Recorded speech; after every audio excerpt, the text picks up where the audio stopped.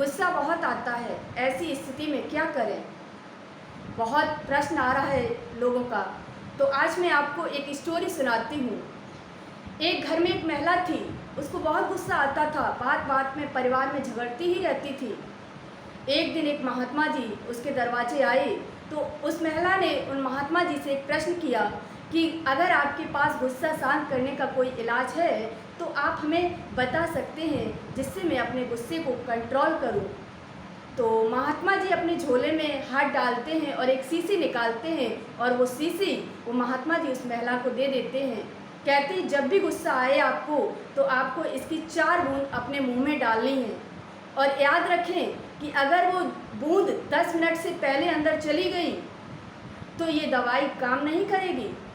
महिला एग्री हो जाती है, महात्मा जी चले जाते हैं। अब उसको जब भी गुस्सा आती है तो वही 4 बूंद डाल के और 10 मिनट तक इंतज़ार करती है, और उसके बावजूद अंदर ले जाती है, तब तक उसकी गुस्सा शांत हो जाती है। अब उसके लड़ाई झगड़े बंद हो गए, धीरे धीरे गुस्सा करने की आदत भी छूटने लगी। एक दिन सडनली फिर से महात्मा जी आते हैं, तो महात्मा जी को देख कर के वो महिला उनके पैरों तले गिर पड़ती है और कहती है, महात्मा जी आपकी दवाई बहुत ही कारगर सिद्ध हुई है। पता नहीं आपकी दवाई में क्या जादू था कि मुझे उस दिन के बाद गुस्सा ही नहीं आया।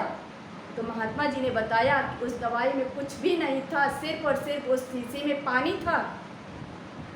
लेकिन आपको याद था कि 10 मिनट तक बोलना नहीं है, यानी कि 10 मिनट में ही कितनी भी ज़्यादा गुस्सा हो, कितना भी क्रोध हो, 10 मिनट में अगर आप नहीं बोलते हैं तो फिर आपके लड़ाई झगड़े बच जाते हैं। आपने वही किया तो आपकी लड़ाई झगड़े बच गए, और धीरे धीरे जो आपको हैबिट थी गुस्सा करने की वो छूट गई।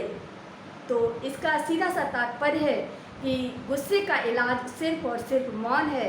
अगर आप चुप रहते हैं तो आप लड़ाई झगड़े से बचे रहते हैं, विवादों से बचे रहते हैं, और जब आप विवादों से बचे रहते हैं तो आपको स्वतः ही शांति मिलती है, आपके मन को सुकून मिलता है, और आप अपने जीवन में